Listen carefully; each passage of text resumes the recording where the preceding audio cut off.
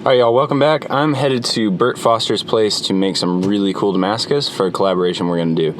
We're going to make a couple fighters or something, a set of knives to sell as a collaborative work. And I'm really excited about it because Burt is the one who taught me, and so it's kind of an honor. So here we go.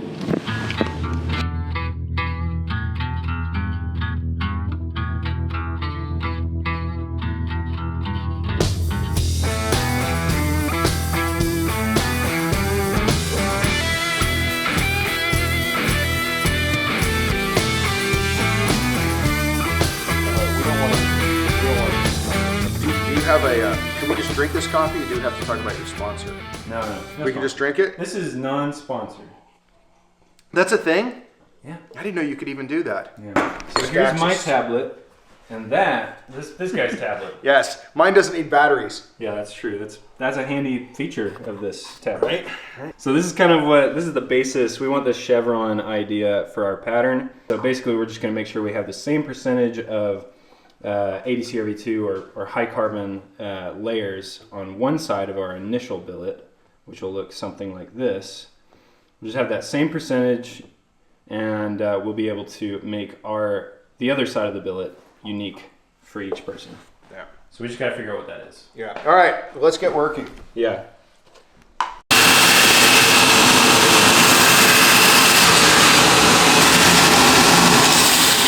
So this is all 80 CRV2 over here. These two thick layers are 15 and 20, and then it alternates with these combinations of 80 CRV2 with a thin layer of 15 and 20 in between, and then the 15 and 20 just alternates that. And we'll continue to deviate the patterns as we go.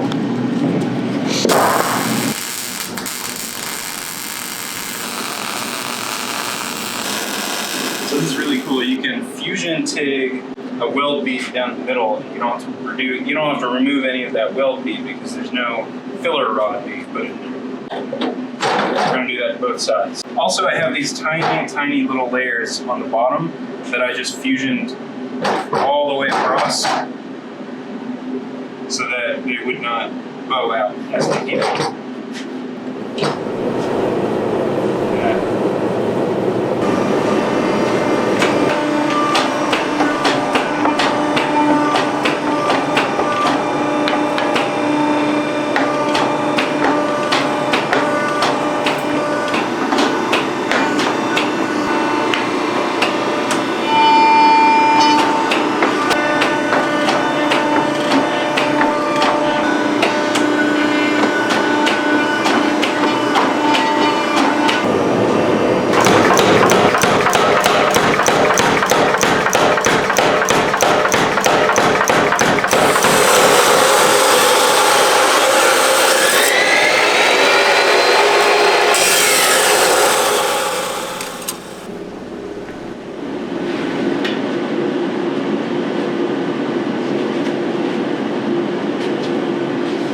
Here's the real footage.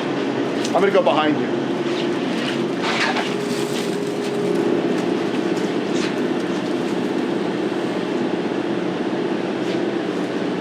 Didn't take long. Oh, is he still looking for it? I think you grabbed the wrong one, Zeus, because it went way further than that. There's probably two of them up there. Zeus, it's that way. Go there. Nope, over there. Never had a dog you could point. Saying he knows what I'm talking about, but they respond. Yeah. Over that way. Over there. You think I'm going to explain what I'm doing because I have a plan? Yeah. Okay. So the idea here is that I got 7 pieces, and some of these I've drawn out thinner than others. And the ones that are thinner, it would be ideally, I'd much rather the thinner ones be thinner and the thicker ones be thicker, but it's still okay. So we've got these thin ones here are going to have a tighter, denser pattern. Even when we restack them, we'll start ending up with some variation in the pattern. It won't all look super regular. I don't like regular. I like Partly I like the look of distortion, and partly I like the idea that if I make a mistake, I can call it distortion and act like it's on purpose. Everything's very regular. There's no room for mistakes. Right, Salem?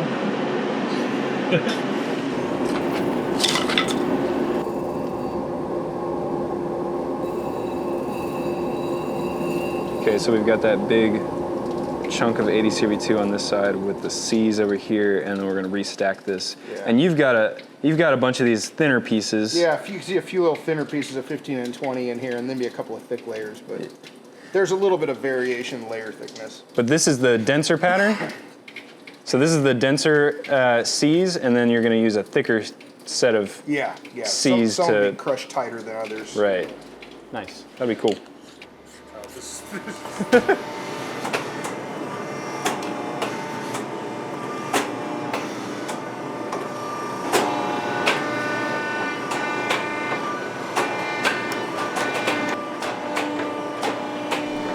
All right, so we are at the point where Burt has his billet chopped up into a bunch of pieces ready to restack. My billet is chopped up into 2 pieces. I'm still forging it out so it'll be the same length. Both pieces will be the same length so I can chop it up into equal parts, clean up the pieces, and restack it. And my C's that are going to be turning into W's are actually like this. So I was hanging out with Will Stelter a few weeks ago, and he told me about this kind of cool thing you can do where you re-square a billet and turn it into C's on a not quite a 45, and it turns it into kind of these long sweeping C's. So hopefully that's what I've got. I don't know yet, but they look like this, and so that when you restack it, you alternate it so that the long sweeping point of the C connects with the other one, and you have these long sweeping points and these shorter points down here. And hopefully that'll create a bit of a distinction between my billet and Burt's billet, which is a more traditional set of C's that will turn into W's. So we'll see if that makes a difference at all.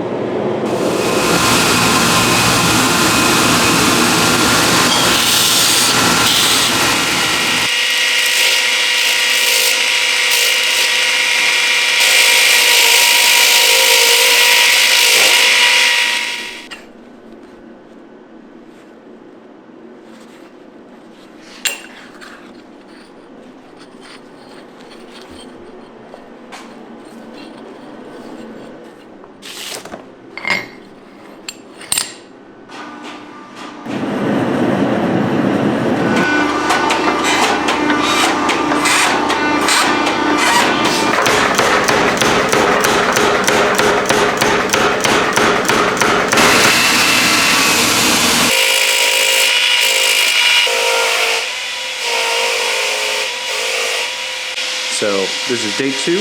I was late today, but Burt has been surface grinding these. This is called a 4-way billet. So basically you put it into, you cut it into 4 bars and restack it like this, forge weld it together, and you get a kind of explosion pattern.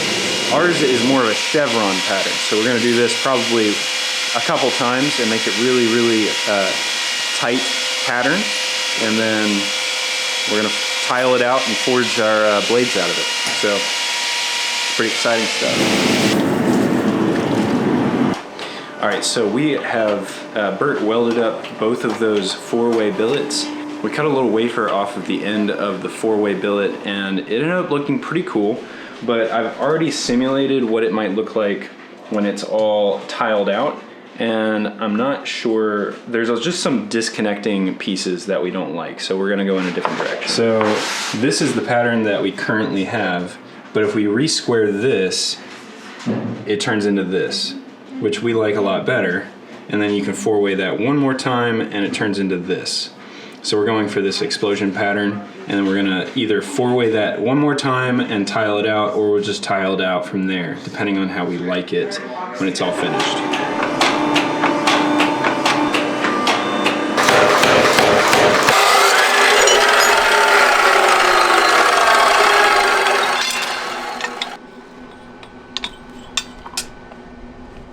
Close enough? Yeah.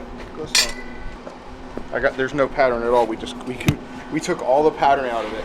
All right, so we've chopped up our billets in half, and then we're going to surface grind them and weld them back together into another 4-way to create that explosion. So this is the pattern we're going to go with. The other option was this, but I think when you grind that whole blade and like forge this into a blade, these little pieces on the edges are going to disappear, and you're not going to see that as much. And you'll just be left with a star in the middle. Whereas this, you'll have this kind of cross pattern, but these will protrude more into the blade, and you won't lose that as much. So that's what we've decided to go with. All right, so we have the billet forged out into that explosion pattern, and now we are going to double it up and squeeze it out into a square bar, and that's what we'll tile out, so that when we stretch it back out, it's actually a normal size, because if we just tiled it out now, it would be all stretched and distorted, and so this will combat that a bit. This is what I mean. So this is basically what we're shooting for, is a bar that looks like this. Because when you stretch it back out, it becomes normal size, becomes kind of what we were originally going for. Whereas if we just forged the bar out as is, it would stretch the pattern out really far like that.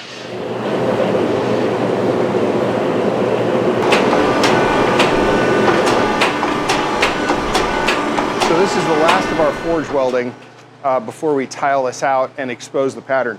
So what we've got, we doubled our last layer. So this was a layer, and then we've got another one down here because we needed a little bit extra density. So now, once we're done and we start cutting it, we'll wafer slice it like this. So we'll have one, what are we calling that? A star, explosion, something like that. We'll have one here and one here. And then when we open it up, they'll stretch out. So we'll get, I don't know, these will be about 3/4 of an inch thick. We get probably 10 pieces out of that, I would guess. That's a ton of steel, right? Yeah, to about there. There's the garbage end and there's the garbage end. But I mean, there's a lot of material in there. All right, so we're gonna cut the handle off, throw it in the heat treating oven, anneal it so we can bandsaw it and find something to do in the meantime.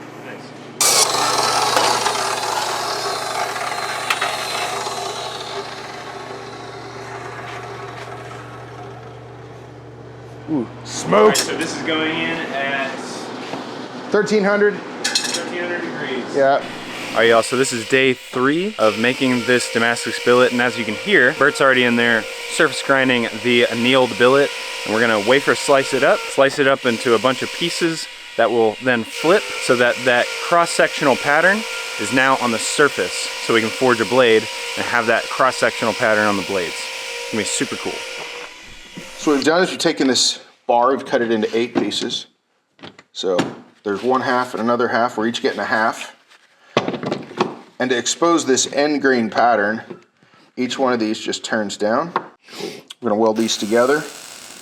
And this weld, this diagonal weld, which is called a scarf weld, even though we're pushing straight down on it this way, when these pieces slip across one another, they're gonna fuse. And then as we draw this out, that joint, which looks really short and kind of precarious, is going to get longer and longer and longer as this elongates. So this is going to become incredibly strong. It's pretty strong in the beginning, but it's much stronger if you can stretch your bar out and lengthen that thing. So that's what we're going to do. This should give us a pretty gigantic piece of steel. Make a big knife. Solid pieces-ish? Solid-ish, solid-ish. We think we're solid. Yeah. Mine's a little. I've ground mine. Needs a little more work. I've got mine clean on one side. I think we should put this in for a second and see what we got. Yeah. Okay. Nice.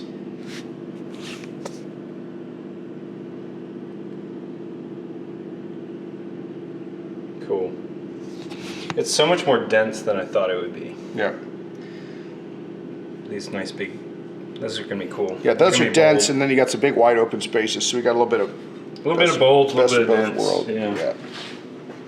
Cool. Sounds kind of scripty. Well, thanks, Burt, for having me out here to do this and letting me use your grinders and your it's great. steel and your forge to do a collaboration with you. Yeah. most collaborations are done at a distance, and so I think this is unique in that we've at least spent part of the time actually not only doing it together, but kind of concepting it out together and stuff like that. That's fun. And the other thing about most collaborations is that most of them have no master plan, so that the chances that it looks like one knife made by a bunch of people who had no communication is usually what they look like. Yeah. So. Well, we actually planned the Damascus even a little bit, so that'll quite help a lot. Quite a bit. Yeah. I think at one point we made the decision to put it together in a way that, looking at the finished pattern, there would be almost no way that even we can go back and say, this was part of the billet I did, and this is the part of the billet Burt did, because now they're so kind of integrated that I think it would be hard to see. And that's mission accomplished. Yeah, there was family resemblance to the patterns when we started. The initial layer set was similar enough. Yeah. So we got, out of this whole thing, we got 2 billets, probably about 13 inches long. Yeah, and near as 3/8 matters at this point. I mean, it's still pretty meaty, chunky. Yeah. So we're gonna get some seriously large blades out of these, and he's going to go one direction as far as his style, and I'm going to go one direction as far as my style. Well, technically, we're both going to go whatever direction we want. The hope is that we end up picking 2 different directions. we could just go the exact same direction and go, oh, dang it. So we're going to use similar materials for the handles and stuff like that, and try and make them takedown, possibly. That's kind of the plan at this point. And is takedown different than fall apart? hopefully, yes. There's a very subtle difference between those two. Because I was thinking about making a blade that would take down right between these 2 welds. So there's no time schedule for this. We're just. I mean, sooner than later, but we both have things going on. Yeah. So I think we're trying to get them done somewhere more than a day and less than a year. Yeah. Before Christmas.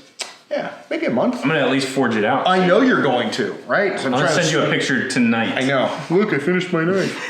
Well, then I'll know which direction to go. My desire is that when they're all done, they're actually like a box set. That's my desire, because I think it'll be. I love matchy stuff, and I think that sets of things. When I got my maestersmith, there were 6 guys who got their MS the same year, and so whoever gets their maestersmith is supposed to collaborate on a knife. Mm-hmm. But there were 6 of us, and so we thought that one knife was too easy, so we did 2. And what we did is we made a matched set of dueling bowies, but they were all inverse.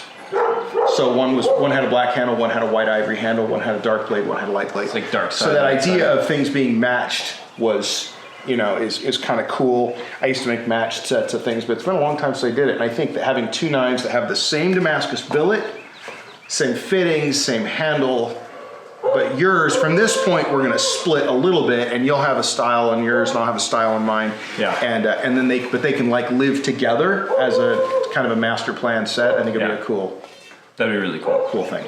So the next video will be me finishing out my blade, and you'll see a little bit of Burt's process as well. Hopefully. More like emphasis on little bit. Yeah, tiny little bit. Yeah, I'm perfectly content to just do my thing and not tell the world what I'm doing. Yeah, I'm not usually content to do that. No, you're not. Well, you're hence the video. Yeah. But then if our marketing strategy was bathing suits, right? Yours would be a G-string bikini, right? And mine would be like one of those 1920s things that goes down to your ankles.